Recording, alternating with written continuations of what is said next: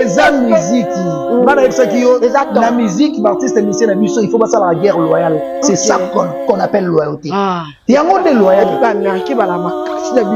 tobundi te toswani te mais topropulse baœuvre ça veut dire yo beta ngana beta tota non oyemba bien nani bato bakota nani parce que guerre ya Falina Ferré ça fait un moment et kotaki écart pardon mais si écart yango ekomi apparemment rapproché si ils ont luka événement au la tête à tête pour Manchester là pour Manchester ça veut dire mutaza na ba trophée na yo tika na ba trophée na kana grandeur na ye mais ba ko yibende ora c'est ça la musique musique ya kalwa bale voilà bale za na défaite victoire na nil donc ça veut dire artiste et musicien il faut pas s'attendre na nyos voilà ce qui mutu a commis grand artiste a comme na supériorité à babilo ko na nyos voilà on comprendre que ça normal parce que mboka oya ke ko beta eza mboka na yete eza mboka ya batu eza quand même Afrique eza Afrique oui mais eza Congo te parce que son propre pays c'est le Congo voilà mboka wana eza mboka na yete il y a d'autres personnes oyo bakendaka na ba pays belé ba Afrique basala pe bampiaka ba image mona na te oyebi ke soki esalaki ke mutu azaki na salle wana après itaki te kozwa image wana tolingata msuto mona même image wana mais ya plein quand image wana moni mpiaka mais na uto tala Félix Wazé quoi na uto tala Félix Wazé ne pas confondre na biso papi mbombo baebisi concert na wana esalaki piaka bite na za ba image esalaki en fait ndenge ba warrior bayebi parce que dire number one na musique ya Congo tant que Kofi Jibe akufite Wera akufite voilà na ebite number one ngo batsaka ngo na se ya nani likolo ya nani voilà oui mais quand on parle lelo ba number one bon ngai ba warrior peut-être ba tenir na liberté ba tenir na liberté par rapport ya ba dire na ngana ina voilà omoni quand vous prétendez qu'il fallait pour pas number one en tant que ba Koffi Olomide ba Jibe ba Wera non ba Sili ba kufite les number one moko mal jeté ce qui bokoloba azaka peut-être number one ya génération na ye wana tokoluka moya ko décortiquer mais number one ya ba musicien ya Congo ata papa manenga kufi fali nanu a dépasser au papa mbasalite batu bayate obanda bango mabe invitation ko la ardoise mais avec divin ba invitation en bois netika kabasali mon Joseph tata moboko le grand menuisier invitation en carton n'a pas follow nango jardin de Dieu invitation boy bongo ya mukolo fait tilata mabe maison qui vient à bosali binote à cheli binote promotion ngolé ya pamba maison qui vient bali ngambo ka boité vous êtes trop amoureux du pays wow Given vous exagérez on n'aime pas le pays comme ça. On n'aime pas le pays comme ça. Congolais solo. Bonjour, bonsoir, ça dépend de l'heure à laquelle moi, votre humble servante Katifo, la maman Popo, la maman de la nation, à côté bino na baitandeke na bino, à côté bino na ma machine portable na bino vraiment pour tout sur large en tout ce qui concerne les actualités de notre pays. Un grand merci à toi Berlive. Berlive Ngametu, la régie, un garçon intelligent et derrière la caméra, je suis avec Armel Womo, Armel Womo, pardon, de notre cœur. Nous sommes vraiment de cœur avec toi, Armel Womo. Et un grand merci à mon coordonnateur Clégizé, c'est mon combosso de la presse. Toute autorité vient de Dieu et à mon manager, Papa Clovis Film, pas Motema Maman de Louis Film, pas un grand merci. Merci beaucoup, papa. Et toujours mon équipe est acquis aux télévisions. Là, je vois déjà Joyce Toumba, le Benzema de la presse, c'est la Raïe Nicolo Nango, la coquette, la mignonne de la presse, et Awachibas, la fille à papa, la fille chérie de Papa Hervé Ferregola. Merci, je vois la présence de Fennek Chef Mokondi. Balobi, mon coordonnateur à vie, hein, Fennek Chef Mokondi. Et Arthur Pololo, un garçon intelligent. Merci pour la présence, je vois. Nous sommes tellement nombreux. Madé soit Bana, Balobi Mikolo, Madé soit Pembe, Poyazobi Taraba, Pembe. Et un grand merci à Docteur Dekana. Docteur Dekana, merci pour tout et qui le m'envoie tout de là où tu es. Merci, Eugène Ngoma. Un grand merci. Ma fille chérie, Percy de Fola Kokolo, la fille chérie de maman Cathy Fola, je te fais des gros coucous de là où tu es. Julieta, énormément de bisous. Armel Romo, s'il te plaît, Naïbi Cœur, Nazan a invité Nanga.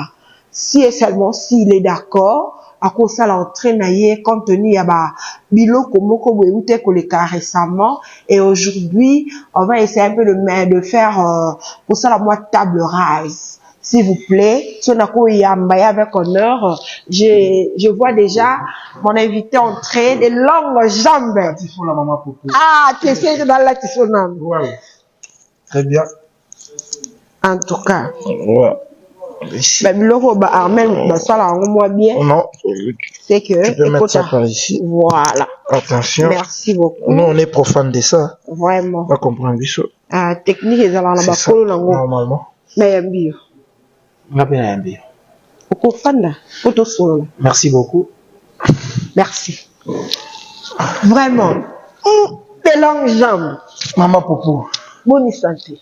Ouais, ça va par la grâce de Dieu. Et puis, premièrement, avant de commencer, on a s'excusé par rapport à abonné tout à Keo. Vraiment. Congo c'est notre télévision officielle. Oui. C'était normal de lever, de partir. De laisser le plateau. D'autres personnes, c'est pas poli. Avant d'abattre la rabisso, au longwa bongo, en tout cas, ça bien. En tout cas, je me demande excuse, excusez-moi avec toute humiliation. Namoni on dirait des langues parce que normalement c'est moi qui devrais d'abord m'excuser parce que bateau batal rabiso les rabiso na mayele et puis te respecter à bango makasi. Très bien normalement. Nous sommes tellement suivis que il y a de certaines personnes qui étaient déjà bazaki déjà lésées. On a émission les cas qui récemment babinengeni noko tu invité na yo mal à l'aise et puis invité na tellement et aujourd'hui nous sommes venus leur dire que nous sommes très bien éduqués et ma préoccupation na bango, ma suggestion na bango, ma remarque na bango, ils sont toujours bienvenus. Tellement on a été trop taquinés et puis des longues jambes quand même. Très bien, on a déjà parlé. Normalement, donc, ça c'est ma maison. Ma maison déjà. Donc on a la chambre malheureusement. Donc merci d'abord à tous nos abonnés.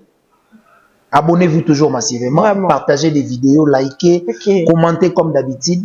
Et ça la biso bien parce qu'il y a un de l'accès toi des cœurs Nabino. Et puis merci pour l'opportunité à notre papa, général manager FIPA. Motema maman Doris FIPA. Voilà. On a PC Bambote. Pourquoi pas dire aussi merci à notre AG du Stade des Martyrs, papa FIPA, qui nous suit aussi. À Bengaï Maïpe, non, je vais passer encore pour demander excuse dans bateau tout bazar qui lésé par rapport au comportement. Et puis merci à Willy Moucheni déjà, merci à Gentika Songo Bourgeois, merci à mon président Christian Mokoutia, bon retour déjà dans la capitale pour Zaï, Paris d'Espagne pour Zazawa, et puis honorable système en polo aussi à Ipsengango, à Bendengamo Matoi par rapport à Acts, et puis boutique d'habillement MHLMB, toujours Marie-Hélène Lilongi, na Bandal na Sundi, et puis Willy à Resto Bar na Avenue Londala. Planète les débonnaires avenue Victoire A8 to continuer toujours pour réserver ma place kuna parce que ma place est à la moi s'attirer bataba fête peut hésiter de tomber tatou et puis il y a Bruno Lubi Kambon rapport vers la Kinshasa déjà donc merci pour la geste boss Boni basangoyani ya nana ifi les cahiers Azali concert les cahiers Kitoko je pense que semaine au kaka je vais venir avec des images pour moi ce qui était le jour là. Non, les cahiers sous foyer, les cahiers sous. Normalement. Demande yango ya katifo la lobby. To ya mbaya nana ifi. Ba invité déjà. Voilà. invitation na yango wana, mais malgré tout ça, table rase, actualité oblige quand même. Très bien, normal. Parce que, à quelque part, on s'appelle Nakata Noya, Makambango, Toko Kangaminoko, Yabatute, Bazoloba. Moi, explication, il faut la quand même. Normalement. Bien que ces jours-là, aux Akina Baeta, Nayo, mais, les lots, na mon tempérament, ça va. Pour une explication, il y a histoire, on peut solo, là, on peut maman, les lots, maman, on peut si là, on peut mettre le dernier épisode. Bon. Tout ça, le roi net dernier épisode. Tout ça, quand net dernier épisode. Bon, en fait, tu y es qui chasse la mission, ils allaient au moins, tu l'as dit, tu l'as mou, qui ont des longues jambes, mais ils sont dans quoi? Il y a mère, des longues jambes qui ne sont dit que la mère, n'a n'a fauté. N'a n'a fauté. Tout ça, net, et si la longue net calelo. Il y a une chose pour comprendre. Bon, on a une chose pour comprendre le romoko. Souci, nangai, ou est-il dans la démarche, parce que c'était une mère, oyo. J'ai eu l'occasion, il y a Rosanaye, na travaillé na site naye, na manique de John Tokos officiel, na ya na kutonde na kutango, et puis bateau batala rabiso bayebi, nenge na faire avancer par rapport à savoir-faire nanga. C'est pas pour rien, manique na internet, aloba ge yaza général, nganaza mon colonel. Ça veut dire par rapport à savoir-faire, à comprendre que jeune azara vraiment na souci à musala, et puis à sala yango mokile mona, ba comprendre que na zala auprès na maintenant. Pas si moi et salanga, tant mon mère lelo, à sa capara na maramo eza bénéfique. Quelque part, ça me fait très mal au cœur. Voilà. Et ko rendre nga bouche bêtée. Ça veut dire linga ka na avoué, de peur que to recadrer, mais peut-être pense babia. Asa na opportunité au salangoté. Parce que j'ai eu la chance, il y a avant na prince babia, Jonathan Kadima, son grand frère, Anandonga, la fille du roi, Tom Yumba, naïbi que prince devant mère na bango boué akura kolobati. Jonathan devant mère na bango akura kolobati. Parce que azara na ebele redevabilité moro il faut zonge la mère zong c'est la mère tellement akomara mesure ya kosala ngote senga atekalo la mère bana na eba baboko la pas maman. Voilà. Po batanga il faut maman, po yalia il faut maman, voilà ta il faut maman. Donc ça veut dire il y a beaucoup d'il faut et ça na vie naie mukola kozwa ba larnda akozwa monopole ya kozong c'est la mère ata moi un petit rien par rapport à ba dépense po maman wa bokola biso tozana na opportunité to pouvoir ya kozong c'est les dépenses nyoso ya salati na vie normalement parce que so ba bio banda kozong ça eza vraiment moi pas si makasi po ba notangelo na couche série on a ce qu'on calculer tout couche série il y a toi mobutu époque ba épingle mutakanga ce qu'on couche à surveiller épingle tout beauté voilà donc ça dit so balobi ko foot en tout cas ils ala pas si mais moi je pense mukolo Jonathan a comme peut-être responsable parce que dans la neige jour on a eu le monde internet et interpeller nga makasi OK être parent c'est facile. Donc tout le monde peut être parent. Mais être responsable, c'est une autre affaire.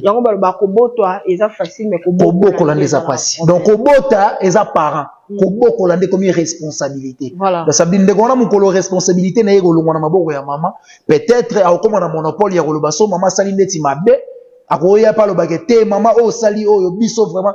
Natala émission mo ya mo ane basiri na longo sika na chaîne na bango. OK. Bayamba je crois na chaîne mo boy kaka. Batuna est-ce que bo sepela na maman abino sala. Abi non biso pe toaka. Contre yango. Donc ça veut dire ngai to na yako sala la démarche ezala kwa na yako sala surnombre na démarche o bango déjà balinga balo ba mais tellement bazana pouvoir ya kolobate ngai nde na ina bango. Parce qu'on a na fa na plateau mais na otinda batu ba s'abonner na page officielle ya Prince Babia Gentleman na Facebook. Ba télécharger, balancer na chaîne YouTube et artiste Prince Babia. Tala ce que maram na sala. Ça veut dire ba futanga te, mnazola ngo primité, mais ça par rapport ya ndenge to fana na ndeko na dit que c'est mon petit frère. Mais balancer et la pena makasité. Balancer les makasité parce que maman na tata moi aussi bazana on a ba délire. Voilà. Ça veut dire naki sinjo on a maniqué babula ratile baza ba ujana. Donc ça veut dire il faut pas ça là non ba vie. Batala ba vidéo kalati na kimeloté. Na ebité sope batala kitala tala to batala photo kalati. Voilà. Donc ça veut dire ba mère normalement charité il fait bandaka et pas na bino moko. Bolobelaka artiste fali pour passer bien bon. C'est votre choix et ça n'est pas ça n'est pas nigalo baraga kundela papa ben qui sinjo alo baragaza orchestre o ya bandali bosso c'est bien bon. To condamner binoté. Babia ndonga. To condamner choix na bangoté. Mais normalement tant que bozo c'est le rappeur artiste fali pour pas promotion boye bisaka yepe ke mwana no prince babi azali. La charité bien ordonnée commence par soi-même. Il faut aussi la rappeler featuring na mwana na yo, il faut pe opostaka makambo ya mwana no prince babi na page na yo pour booster mwana. Pour mutu ako booster prince babi na minute yo. Personnellement na ko le baké azate parce que prince babi aza mwana ya artiste musicien ya quartier latin. Ça dit papa na bango fille un artiste ya quartier latin. Voilà. Ça veut dire kunande il faut passer la promotion. Parce qu'au quartier latin tant baza na monopole ya kosala ngote par rapport ya guerre ya maman bango par rapport à tata moi c'est bango moi ko felo midalo batam subola mo ya prince babi azate. Et puis moi la zo subi ba refus moi ebelé. O yebi kanga na ko fongolo et loko moko. Oui fongola ba. O yebi Vodacom best of the best. Voilà. Ben fort on a fournir pour prince babi abima premier. Oh. Et ça qui grave. Mais ce que tout dans la nini et bon ma carrière prince babi pour a remporter final on a été. Comportement ya maman. OK, akende ko. Donc maman comme il s'attaquer na confiance l'idée o azana pouvoir te avoir ça Vodacom que bota yende premier rien. OK. Maniga comme il s'attaquer tina réseau comme Vodacom. Oh ba rozo ba tient place à passer à vie. Parce que Vodacom combo na bango na ko salir ngo na ebité. Les longues jambes yo muto zo temps et on va dans la mer. Ezalra nini, ezalra nini, et un moko qui pas vite, et un moko moi ma biloko neo, ezalra en fait ni. Ngungi ya drogue. Parce que toi na bangungi na bangungi. Voilà. Toi na ngungi mo ba benga ngungi ya drogue. Ba chikungunya. Chikungunya sko ya drogue. Voilà. Ça veut dire amela makilaka ya bata drogue. OK. Ngungi wana. Et puis ngungi wana nde bangungi musu bazaka sala mukolo mona mokili ya sala ba in semaine. Voilà. Parce que amela makila ya batu ya drogue. Oh là là. Parce que ngungi wana zaka soka leki. Comme sous devant parcelle to na endroit au maire azali. Soka touché yende sala raga sala émission. Tala récemment awa auto sala émission mona quiti. Na quiti dernièrement tout à la Natala Kango. Na ebité misa na Keri Chimpi. Misa na Keri Chimpi pena à permettre manika sala émission na quiti. Nazuba appel il y a des partout na ebisa ba to bazo ebisa nga to kanisa ekuto zo insulter or que c'est sa vie. Voilà. Ala kisi biso lelo gazaka muta ba kwiti biso kuto banda condamner yo excusez biso nazuba appel tina ba ya ba Camerounais. OK. Code ya 222 mbokani 222. Ils a qu'en Afrique. Nana soki 4 appels ya 222 Cameroun 222. Voilà. Na 237. Voilà. Nana ba 222 dans Afrique. 237 on a ce qu'on béné. Donc ça veut dire j'ai eu beaucoup des appels au bateau, démarches nanga au babane comme on a insulte au début, mais bah comprendre maintenant que ah ndeko on ça la démarche moro o eza mince à faire te. Na lo bango lelo ti lobby ego changer te bato so bazong si ba filmer to ba koti na chaîne na biso ba komona yango. Ngata on a comment travailler na manike na kuta manike tsaka nyanta ba. Voilà. Ngata on a travaillé na manike na kuta manike na ta changer couleur. On lui a dit pas moi. Na kuta manike li ka li panzela nzela. Je salue Félix que chef mon coach. Mais tellement zaki maman ponanga. Tellement zaki maman ponanga. Je ne peux pas accepter nga na otambola propre. Mutu oyo nazalaka na ye to travailler na site moko atamboli bien te. Sabina bana toujours koloba et puis un moment et ça là bena ke maniki azongi wa zongi. Yo kanisi po la distinguer première dame ya mboka na biso. Ayamba mutu kwa maniki. Soki série ya ba eta wana ya mbeta. Voilà. Avant moi différent. Oya ko ya type ça là on ezala kuna makolongulu. OK. So batu no yebo ndeni te ya kimpa. Parce que yebu zo bana a créer un style. Ani atango ki pas vite. C'est quand on a mutalango na plateau. Mazolo bo na aller na pongi. Oh. Mais fallait dormir avant y a la plateau. Fallait dormir avant de venir. De sabi oye na yo ozaki prêter tellement ozwaka $10 na $5. On sali na makambo e vont nuire carrière na ya bana na yo. Ay ba gaza na mona mwasi. Ana. Ana et puis aza. Ana mona mwasi. Yemba ba talent ya yebele. Aza na mona mwasi. Parce que mère yemoko ti a comprendre ka te gaza na mona mwasi ngai. Ça me fait très mal. Si quoi, et l'on va ça la démarche on na supporte kate. Comme on a mère on a zoa opportunité pe il y a ko booster comme il y a des longues jambes à travers yé. Ce qu'on a mon ramutu on a batu ba insulte kaye, mais ngana za na monopole tamsu ya ko loba et qui a changé. Donc ça dit na robanda ka ko ya batu ba tenir na rigueur te et ça charge oyo parce que y a na relation na relation. Nandima relation mo boy o lelo. Mais alors on a na camarade no mo boy. Lobby ozo le kaboy o kutie na full. Voilà. Obi ka camarade ya bongo. Mutu muso akoleka bo asenge pe lipa a finger liboma. Voilà. Mais ce gars moni yo a reconnaître maintenant que faux là. Obi que ça fait très mal au cœur et qu'on permettre yo o longola et moi et leur moi mon qui est dans système non de beaucoup et puis tant on les kawana ok tina famille na bango mais de longue jambe question et linga vraiment la ko les kango bon côté bien qu'ils est un peu pertinente mais le but qui s'assemble se ressemble très bien mais à cette époque la maniqué drogueur maniqué nanani nanana ba makamio ça dans nango mais yo ça là quand même photo moko boyé toi étant un homme intègre ou azana ba faculté na nyonso facilement moi bisous et puis les qui na réseau c'était baise bien que Zaki buzz mais au moins il que balobai qui s'assemble ça ressemble le rôle là non il y en a un peu moi calcule n'a pas ça qui dernièrement définition à baise baise c'est la réalité sur scène ok donc ça veut dire ça la on dirait ça solo mais en réalité ça c'est ça qu'on appelle baise et alors l'artiste va pessier à tourner rôle tam sous mutambo il faut accoutuer ba tomber moi ça va se comporter ndeni na yo mona pe batuma yo lo ba ke ba drogue maniquer za la rappeuse te drogue maniquer za baise drogue maniquer za baise pourquoi à ça la émission yé moko loba boko finga ngai eloko nyonso mais na yebike bo finga ga drogue ok donc ça veut dire mutu yé moko za conscient que eloko o yé ba finga o yé mona ni normal les a drogué ato finga maman na Italie son homme venant du Chypre apparemment mobali ya ko cadre moi si non eza adroko bango mi ba eza adroko eza association des drogués au Congo donc ça veut dire bango mi balé ba kutani basali pluriel ya ba drogué ok on se comprend ça veut dire bango mi balé mutaza na ta ya ko yebisa muninga tika azate au moins il récemment a eu ça l'émission ce qui na bonne mémoire bah 2 jours passés donc ça veut dire il vivait déjà avec Moutoua ou qui soit disant Londres mais ou qui Chypre aza déjà na Kenya mais ce qu'on va permettre à langue na émission de donc ça veut dire baza oiseau ya image moko fufua ya mbadi moko.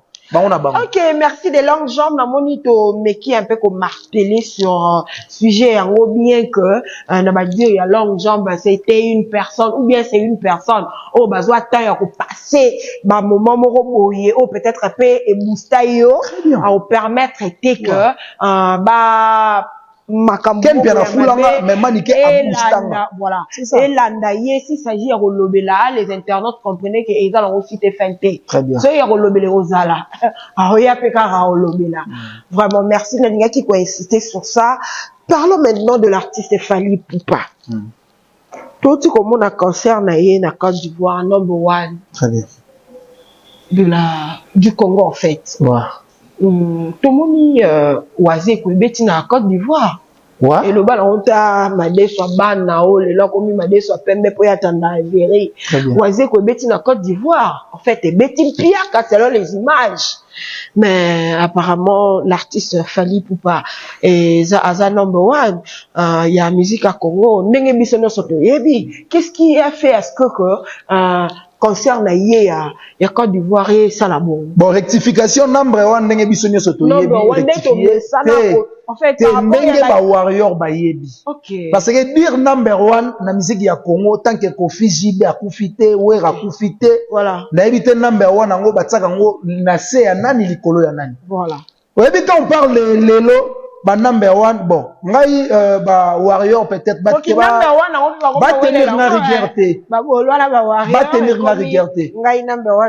ba tenir na rigueur par rapport ya ba dire nanga na ina loba voilà omoni quand vous prétendez que Fally Ipupa number 1 en tant que ba Koffi Olomide ba Jibe ba Wera non ba Sili ba kufite eza number 1 moko mal jeté ok ce qui bokoloba azaka peut-être number 1 ya génération na ye wana tokolu comme ya ko décortiquer mo mais number 1 ya ba musicien ya Congo ata papa manenga kufi Fally nanu a dépassé au papa Mbasaliti voilà ata papa Madilu a kufi to papa Luambo Fally nanu a dépassé oyo Pepe Kale to Luambo a salité voilà lelo o Fally ayembaka banzembo a épuisaka sur banzembo ba Madilu ya ba Kuba siko yebisanga mukolo nini Kofi to Jibe a ozwa parti mo ya nzembo awera ayembi yango ok to mona dernièrement a Fabregas ayemba nzembo mo a Redi ba ilo kanto parce que ezaki chanson éducatif et puis ça chef d'œuvre. Et puis apparemment André est commis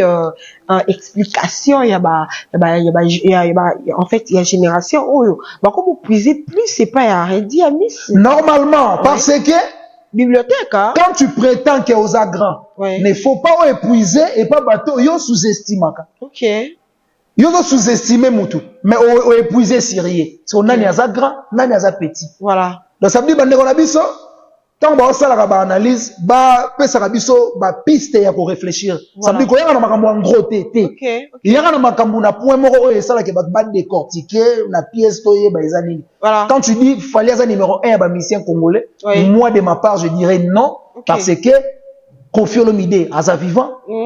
La légende. Loué Ranson aza vivant. Voilà. Igwe. Manda chante aza vivant. Voilà. Nkumu. Donc ça veut dire bon la rabiso ba discours ça fait très mal au cœur. Parlons la cause il y a Piaka en fait il y a Wazé quoi wana selon les dieux des actuels. Bon c'est ça la musique. OK. Musique ya kalwa balé. Voilà. Balé za na défaite, victoire na nil. Donc ça veut dire artiste et musicien il faut pas s'attendre na nyoso. Voilà. Ce qui mutu a commis grand artiste alors comme on a supériorité à Babylone wana nyoso. Voilà. Alors comprendre que c'est normal. OK. Parce que mboka oya ke kobeta eza mboka na yete eza mboka ya batu. Mais ça quand même Afrique. Eza Afrique oui, mais eza Congo te. OK. Parce que son propre pays, c'est le Congo. Voilà. Mboka wana eza mboka na yete. Il y a d'autres personnes oyo bakendaka na ba pays belé ba Afrique ba sala pe ba mpiaka ba image mona na raté. Oyebi ke soki esalaki ke mutu azaki na salle wana après spitaki te kozwa image wana tolinga ta musuto mona même image wana mais ya plein. OK. Ka image wana moni mpiaka. OK. Et ça la mande pe bon. Mais na uto ta la Félix Wazé quoi. Et ça la mape bon. Na uto ta la Félix Wazé ko pas comprendre na biso papi mbombo. Oh alobi ba ebisi concert na wana salaki piaka bité. Na za ba image e sala epi. Monster musique. Voilà. Il y a une image caméra naïe et filmé yaïe. Félicitations quand même à Wazé. Félicitations. Félicitations. C'est comme là, elle a ce qui s'est gagné. Elle a ce qui s'est gagné.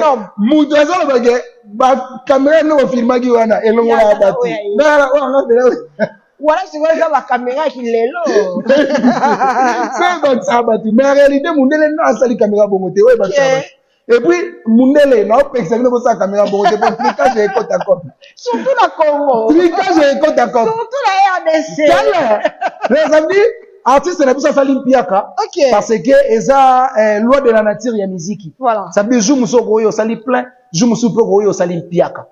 Si koyo, moutou aza professionnel, assassimaka, namara monioso, pour mieux faire prochainement. Ok. Donc, je pense que c'est un artiste, oyo, Asala Moussa, na bien. C'est un artiste oyo à faire flotter un drapeau congolais partout à Kendaka. Donc moi de ma part dans le Baka courage, félicitations, continuez encore de bosser prochainement, ça va être plein. Courage. Tu vois pas que ça fait un peu peur parce que la Koarena. Bon Koarena d'ailleurs balbani sold out déjà. Sold out déjà. Tous on n'aurait pas vu quoi. A plus de 100 000 billets. Okay. Donc, à 100 000 billets déjà, 30 000 billets étaient comme 2 jours avant le concert. Mais votre bazate. Na idée, bataille ba passer là il va billet, to ba pour là il va billet moula. Na zo batte. Donc artiste na biso le 25 novembre oui. À Paris, je pense que fait rigolo papa Hervé à Ozalapé parce que Babi Migolo et Lili a fallu poupa, il y a vrai et comme ce qu'on fait rigolo. Donc à te obet na simal pas on a mis des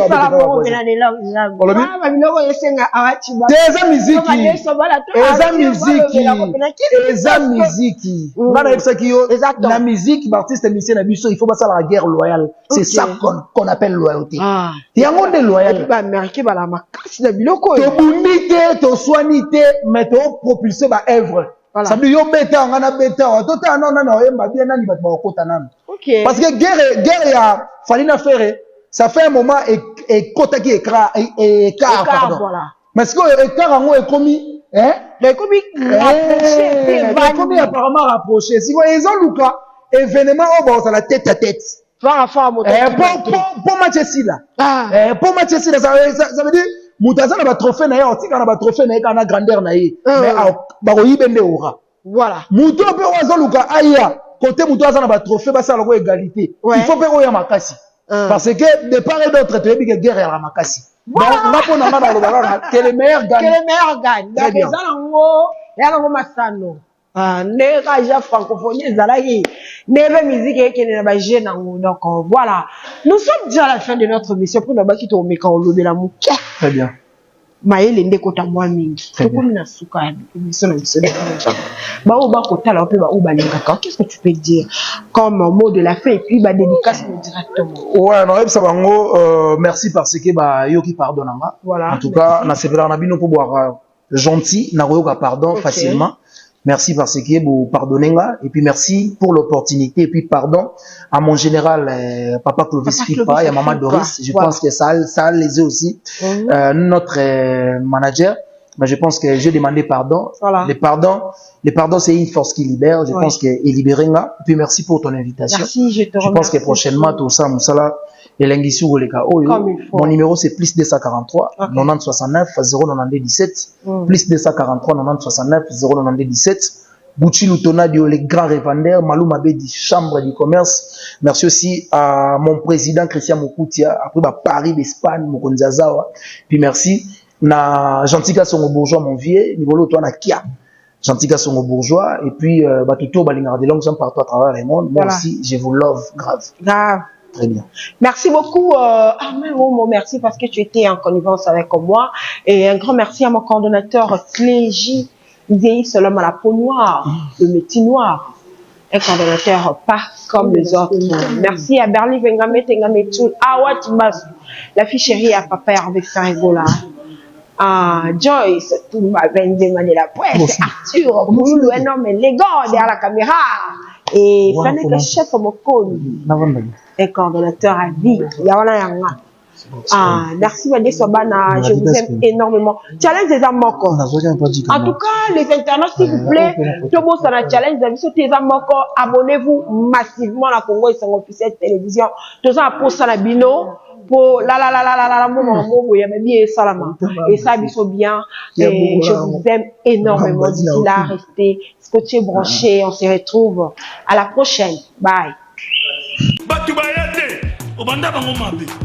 Obanda bango mabe invitation à ardoise mais avec divin invitation en bois netika kabasali mon Joseph tata moboko ya Yesu grand menuisier invitation en carton na ba fololo nango jardin de Dieu invitation boy bongo ya mukolo fait tilata mabe maison divin a bosali binote a tcheli binote promotion ngolé ya pamba maison divin.